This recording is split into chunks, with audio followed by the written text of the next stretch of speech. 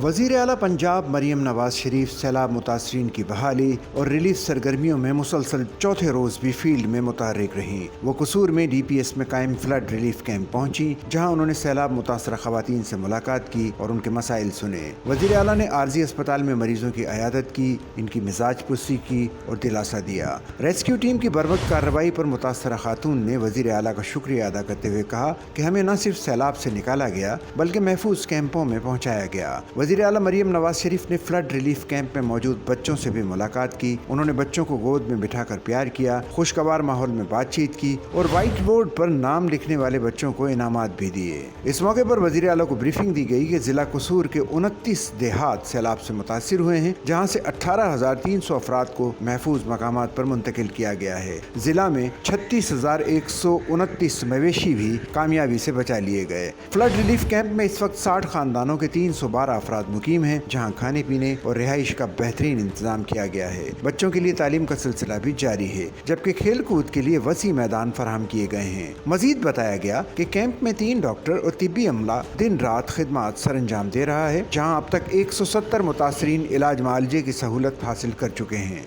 Sachal news network की videos में खुश आमदेद। नाजरीन, वीडियो से मुतालिक अपनी कीमती राय का इजहार कमेंट बॉक्स में ज़रूर करें और चैनल को सब्सक्राइब करें।